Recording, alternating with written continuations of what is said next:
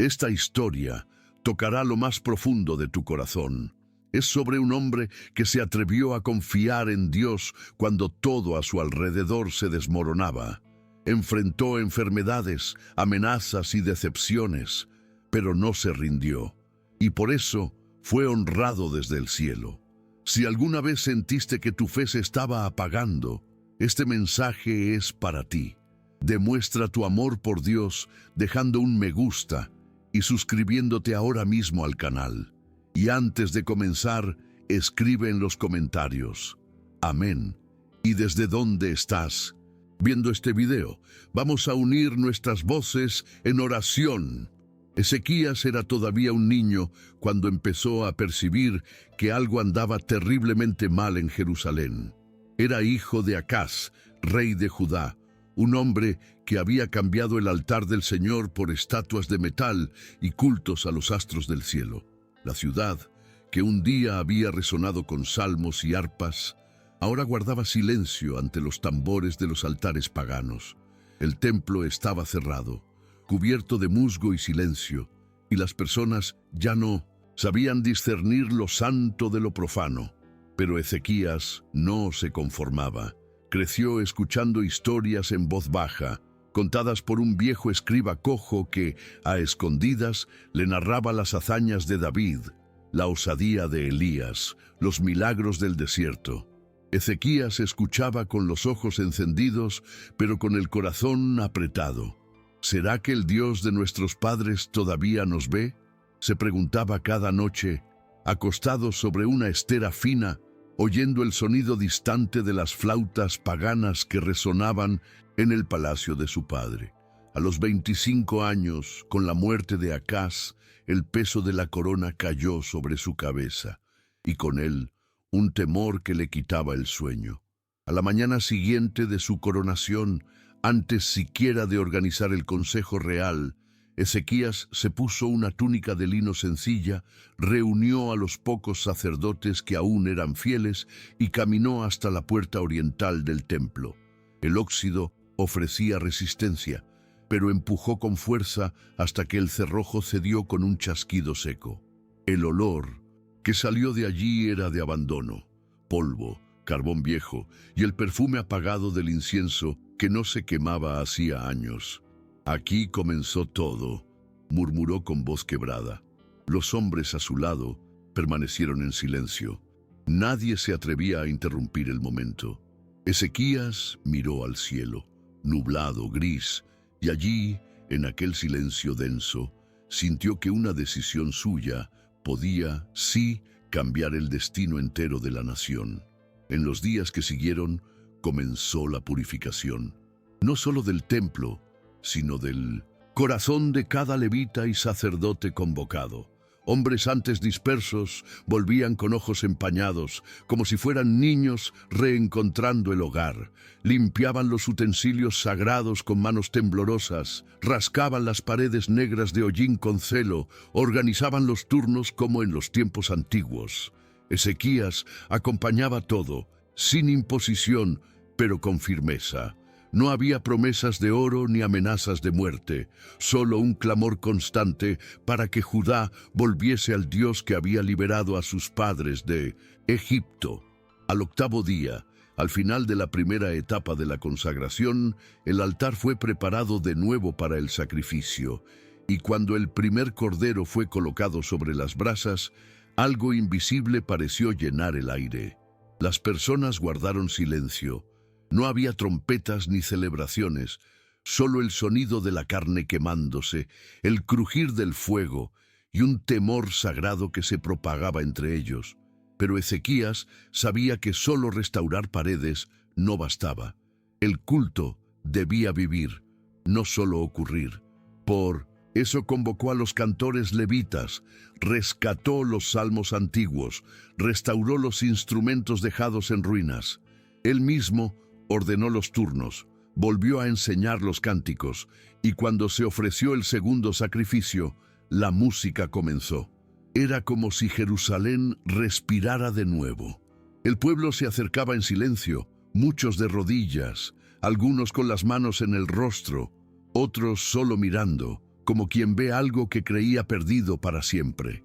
La presencia del Señor, antaño distante, comenzó a insinuarse en los corazones, no con truenos, sino con un escalofrío en el alma.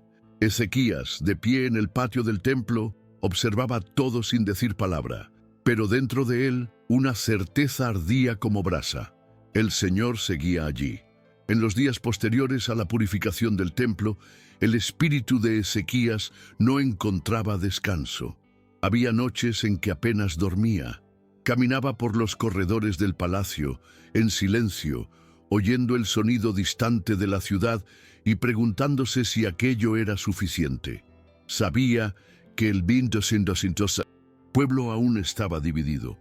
Muchos habían venido a los sacrificios, sí, pero por curiosidad o por miedo. Aún había altares extraños en los montes, postes de acera en las aldeas, imágenes talladas en los patios de las casas. El pecado se había arraigado como mala hierba entre los escalones de la vida cotidiana. Aquella madrugada, sentado en la terraza de su habitación, con los pies descalzos y las manos entrelazadas, Ezequías oró, no con palabras rebuscadas, sino con suspiros y gemidos. Señor, ¿qué más quieres que haga? Y en el silencio que siguió, no oyó una voz, pero sintió una dirección tan clara como si alguien hubiera gritado en su oído: «Trae de vuelta a mi pueblo, a todos». Aquella respuesta no venía de la mente, venía de un lugar más profundo, más antiguo. Ezequías se levantó con un plan. Entonces ordenó algo que no se hacía desde hacía generaciones: convocar a todo Judá y también a lo que quedaba de Israel para celebrar la Pascua.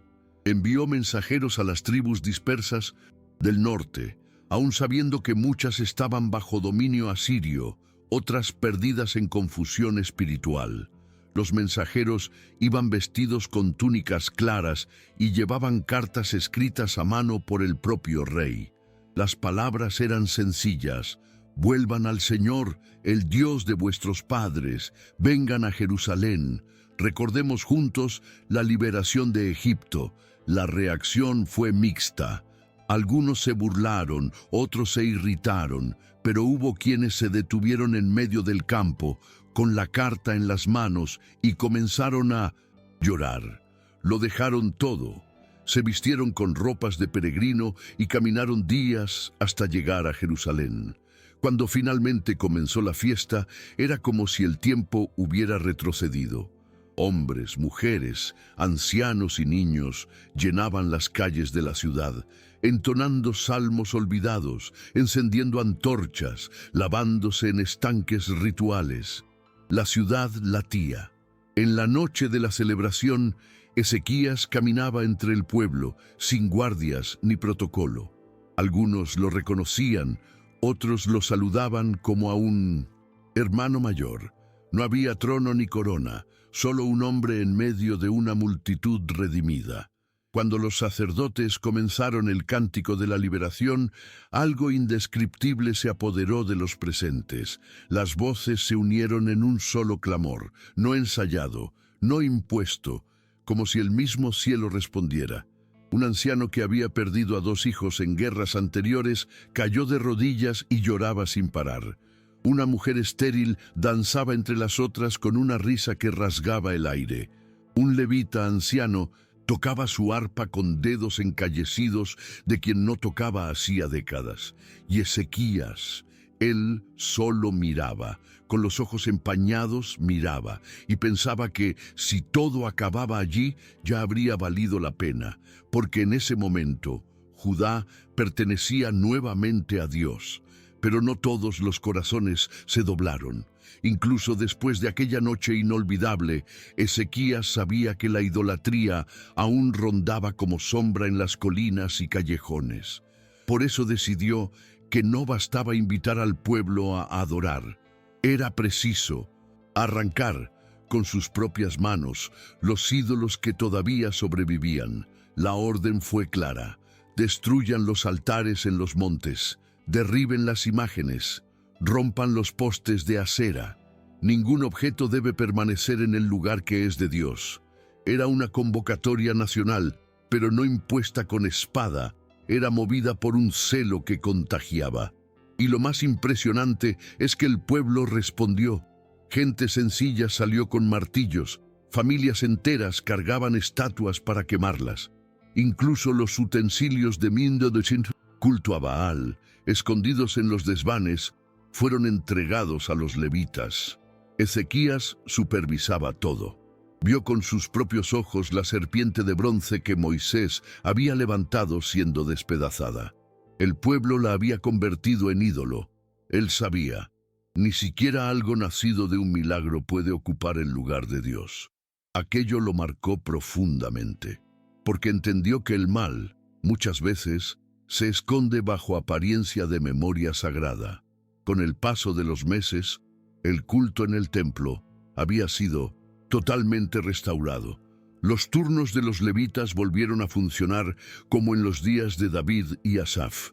Los cánticos resonaban por las mañanas y al atardecer. El altar jamás permanecía frío, y algo aún más raro comenzó a ocurrir. La generosidad volvió a brotar. El pueblo espontáneamente traía ofrendas: trigo, vino, aceite, frutos, lana, plata, y lo amontonaba todo en los patios del templo. Los oficiales tuvieron que crear depósitos improvisados, y aún así no bastaba. Los ojos de Ezequías brillaban al ver al pueblo movido no por deber, sino por amor. Pasaba horas allí, entre los levitas, escuchando peticiones, respondiendo dudas, ofreciendo consuelo. Un día, un niño ciego se acercó y tocó su manto. «Señor, mi madre dijo que el Dios del templo oye. ¿Cree usted que Él puede escuchar a alguien como yo?» Ezequías se arrodilló y respondió con ojos húmedos: «Él escucha aún mejor a los que no ven con los ojos». Fue en ese día que Ezequías comprendió. Su mayor obra no era política, sino pastoral. Aún así, en el fondo de su corazón, sabía que la paz era frágil. Las noticias que llegaban del norte traían inquietud. El imperio asirio, bajo el mando de Sennacherib, devoraba todo a su paso. Samaria había caído. Las tribus de Israel estaban siendo deportadas. Voces de miedo susurraban por los pasillos de Jerusalén. Vendrán. Es cuestión de tiempo. Pero Ezequías se negó a retroceder. Convocó arquitectos, herreros, constructores. Mandó erigir nuevas torres, reforzar muros antiguos, preparar escudos y espadas. Y en secreto ordenó una obra que cambiaría el destino de la ciudad: la excavación de un túnel subterráneo que llevaría el agua del manantial de Gihón dentro de los muros. Si el enemigo viene, tendremos sed, pero no moriremos. Era un rey que planeaba como quien conoce la guerra, pero oraba como quien confía en algo mayor. En una reunión con los capitanes, alzó la voz: «Con ellos está el brazo de carne, pero con nosotros está el Señor». Sus hombres lo miraron en silencio. Era un silencio distinto, no de miedo, sino de fe renovada. La guerra, sin embargo, llegó como una tempestad repentina. Sennacherib avanzó sobre Judá con el ejército más brutal de la época. Sus legiones marchaban como enjambres, con escudos de hierro y ojos de muerte. Tomaron ciudades fortificadas con facilidad y pronto cercaron Jerusalén. Entonces vino la afrenta. Un mensajero asirio se apostó frente a los muros y en hebreo gritó para que el pueblo oyese: «¿En qué confían ustedes? Ningún Dios de las naciones escapó de mi mano. Creen que el Dios de ustedes es diferente». Las palabras cortaban el aire como cuchillas. Muchos temblaron, mujeres lloraban abrazadas a sus hijos. Pero Ezequías, al recibir la carta de amenaza, no llamó a consejeros ni buscó alianzas con Egipto.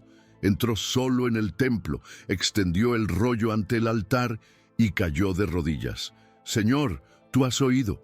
No es contra nosotros, es contra ti que él blasfema. Inclina tus oídos. Mira, sálvanos, para que todos sepan que tú eres Dios». Lloró en silencio, postrado.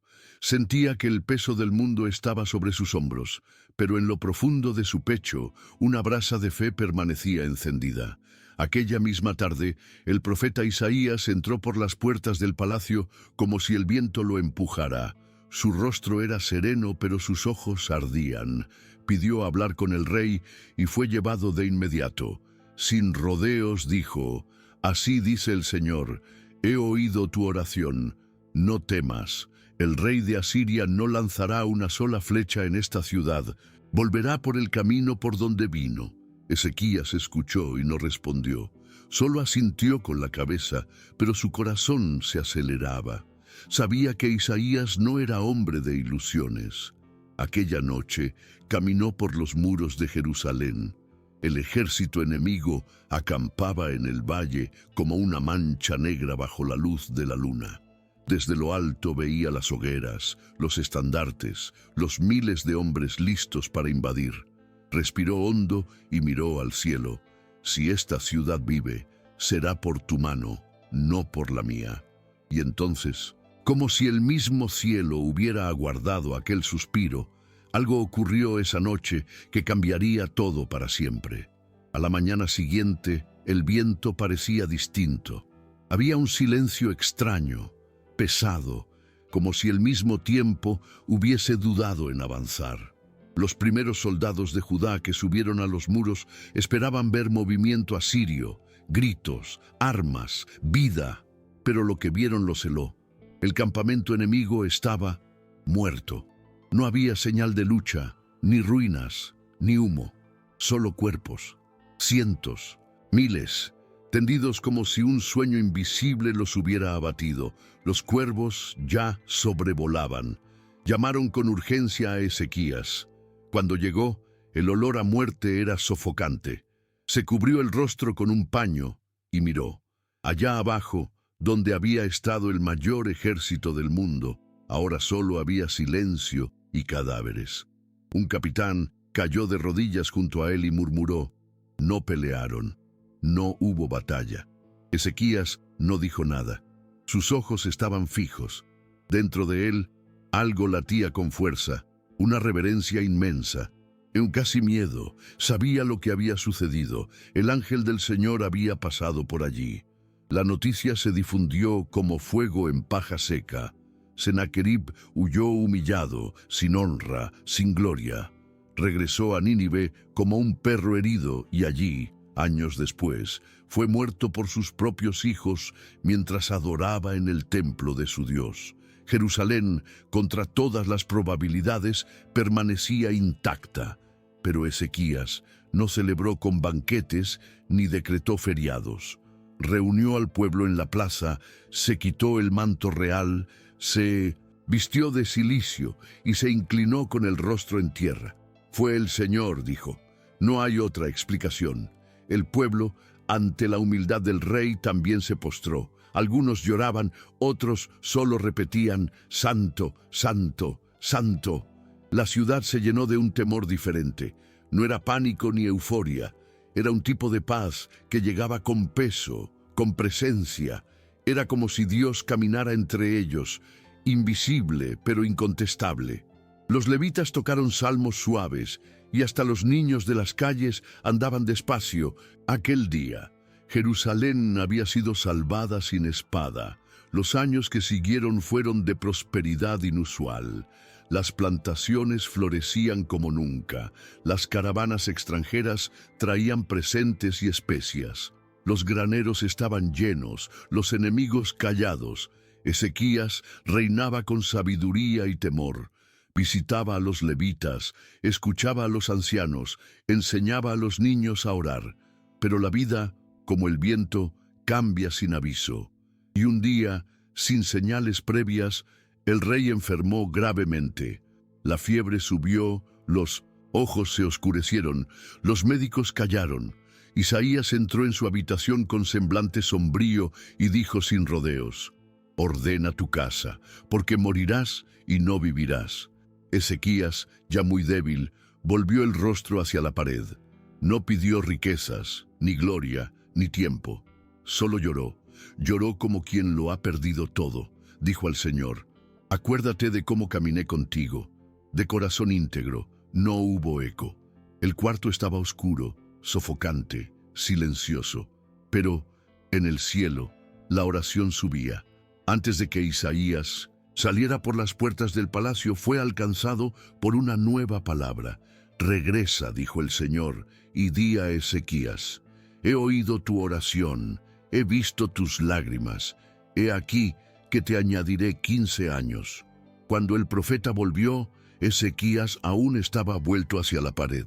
Al oír la noticia, su cuerpo tembló, no de alegría, sino de espanto. Algo se movía en el mundo invisible, algo mayor de lo que podía comprender. Como señal, Dios hizo retroceder la sombra del sol en 10 grados.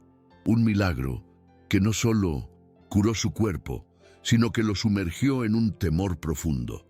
En los días siguientes, mientras recuperaba las fuerzas, Ezequías no quería ver a nadie. Pasaba horas solo, leyendo los salmos, caminando por el patio del palacio, oyendo el sonido de las hojas movidas por el viento. Sabía que no solo había sido curado, había sido visitado. Y quien es tocado por Dios de esa manera, nunca vuelve a ser el mismo. No obstante, fue precisamente en ese tiempo de cura y bonanza cuando Ezequías cometió su error más sutil y quizá el más peligroso. Vinieron emisarios de una tierra distante, de la poderosa y aún misteriosa Babilonia, con regalos y cartas, diciendo estar maravillados por la señal del retroceso solar. El rey los recibió con gentileza, pero algo dentro de él cambió. Era como si, por un momento, el corazón que antes se postraba en secreto ante Dios se inclinara ahora a la admiración de los hombres. Ezequías los condujo por sus salones, mostró sus tesoros, los graneros, los depósitos, los utensilios del templo. Nada escondió. Era como si dijera: vean lo que mi Dios me ha dado. Pero a los ojos del Señor, aquella exhibición no era fe, era vanidad. En cuanto se fueron, Isaías apareció como una sombra inevitable. Sus ojos estaban severos. ¿Quiénes eran esos hombres? ¿Qué vieron? Ezequías respondió con sinceridad: todo. Entonces el profeta declaró con voz firme: todo lo que viste será llevado, y hasta tus hijos servirán como eunucos en el palacio de Babilonia. Aquella noche el rey no durmió. Se quedó sentado, cubierto con un manto, mirando el fuego tenue de la cámara real. Sabía que ya no era el joven que había abierto el templo con manos temblorosas. Era ahora un hombre que conocía milagros, visiones y misericordias, y aún así había permitido que la soberbia susurrara. No murmuró contra Dios, no intentó justificarse, solo dijo: buena es la palabra del Señor. Pero dentro de él, una tristeza silenciosa se extendía. La responsabilidad de sus actos pesaba ahora no solo sobre sus hombros, sino sobre generaciones futuras. Sabía que no vería el juicio, pero lo había provocado. A la mañana siguiente volvió al templo. No había multitud, no había festividad. Caminó solo, se sentó en el escalón de la entrada y se quedó allí, solo oyendo el sonido del viento y de las palomas en los tejados. Oraba, pero sin palabras. Su espíritu gemía. Su corazón entendía que hasta los grandes hombres de Dios, si no velan, pueden ser engañados por el brillo de la propia bendición. Fue en los años siguientes cuando nació Manasés, su hijo, un niño de ojos atentos y sonrisa fácil, criado en los pasillos del palacio en medio de la estabilidad, los himnos y la abundancia.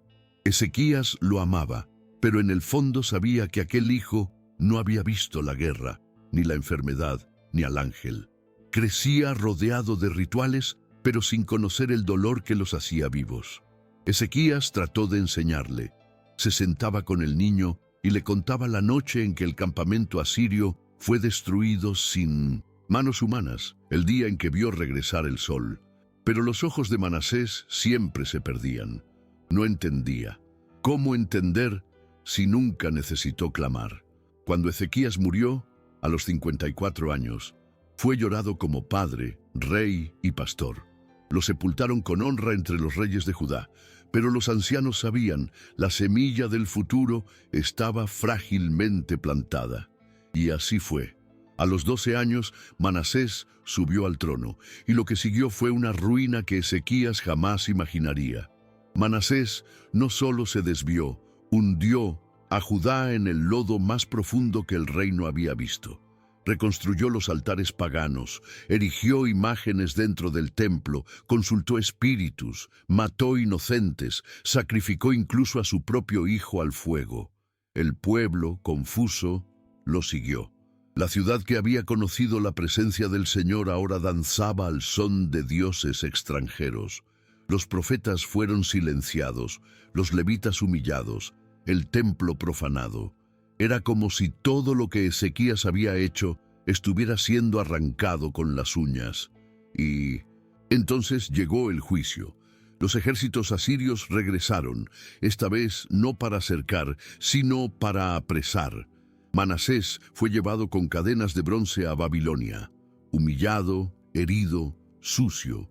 Y fue allí, en el fondo de la celda, donde ni los ídolos podían alcanzarlo, que el hijo de Ezequías cayó de rodillas. Por primera vez en su vida, oró de verdad.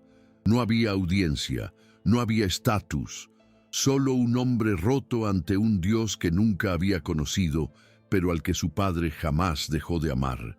Para sorpresa de todos, el Señor escuchó la oración de Manasés, no porque la mereciera, sino porque la misericordia de Dios no conoce límites.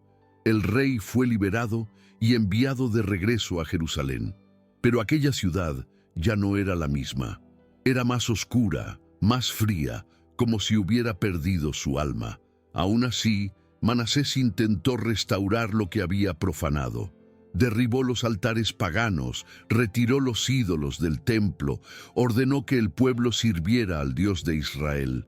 Pero ya era tarde para muchos. Las raíces de la idolatría se habían incrustado en la cultura, en las costumbres, en las familias. Su arrepentimiento era sincero, pero el daño era profundo. Ezequías había limpiado la casa.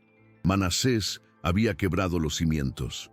El rey vivió sus últimos años tratando de remendar un velo ya rasgado. Murió en paz, pero con la conciencia pesada, y con él se apagó la última chispa de recuerdo vivo del padre que un día hizo a Jerusalén volver a cantar. Su hijo, Amón, siguió el camino más fácil, el de la perdición. Ignoró los esfuerzos finales de su padre, se burló de la fe de los ancianos, reinó apenas 2 años. Tiempo suficiente para esparcir el desprecio por lo sagrado y devolver los viejos vicios al pueblo. Fue asesinado por sus propios siervos en un golpe silencioso que casi sumió a Judá en anarquía. Pero entonces algo improbable sucedió. El pueblo, quizá recordando los días de luz, se unió. Rechazó a los conspiradores y puso en el trono a un niño de apenas 8 años, Josías. Al principio, pocos esperaban algo de él. Era un niño rodeado de tinieblas, heredero de ruinas, pero los ojos del niño eran diferentes. Buscaba respuestas, buscaba a Dios. Poco a poco, creció bajo la influencia de escribas justos y levitas sobrevivientes. Y cuando llegó a la juventud, sorprendió a todos. Comenzó a derribar altares, a restaurar el templo, a preguntar por las Escrituras. Fue entonces cuando hallaron el libro de la ley, y el pacto fue renovado. Josías se convirtió en el rey más celoso desde David. Sus reformas fueron aún más extensas que las de Ezequías. No solo limpió Judá, sino que extendió la purificación al antiguo territorio del norte, como si quisiera restaurar todo el Israel olvidado. El pueblo volvió a escuchar la Torá. Hubo ayuno, oración, arrepentimiento. Por un tiempo parecía que la luz había regresado, pero Josías no pudo curar algo que estaba arraigado, la inconstancia del corazón del pueblo. Muchos obedecían por tradición, no por fe. Y cuando Josías murió en batalla contra el faraón Necao, la oscuridad volvió como una ola inevitable. Uno a uno sus hijos se desviaron. El templo nuevamente fue saqueado y finalmente los babilonios llegaron, no como visitantes, sino como jueces. Derribaron muros, quemaron el santuario, lo destruyeron todo. La ciudad de David enmudeció. El lamento de Jeremías resonaba entre las ruinas, pero incluso entre los escombros había quienes aún susurraban en los días de Ezequías. Y eso era lo que mantenía viva la esperanza durante el exilio. No eran los recuerdos dorados del templo, ni los cánticos perdidos de los levitas. Era el testimonio de un rey que, en su generación, se atrevió a creer. Un hombre que oró frente a un ejército y vio lo imposible suceder, que extendió el rollo de la afrenta ante Dios y fue oído, que abrió las puertas del templo cuando todo indicaba rendirse. En los guetos de Babilonia, los escribas contaban su historia a los niños. Él no era perfecto, decían, pero fue fiel. Cuando Esdras y Nehemías lideraron al pueblo de regreso, el nombre de Ezequías estaba en los rollos. Cuando reconstruyeron los muros, muchos erguían las piedras en silencio, pensando en sus días. Y así él permaneció, no como un héroe inalcanzable, sino como un ejemplo de que, incluso en tiempos de tinieblas, un solo corazón inclinado al Señor puede reavivar la fe de toda una nación. Si esta historia habló a tu alma, no te la guardes. Dale me gusta, comparte y suscríbete para seguir recibiendo mensajes que fortalecen tu fe. Que el Dios de Ezequías también te dé liberación, sanidad y dirección. Hasta el próximo video, y nunca lo olvides.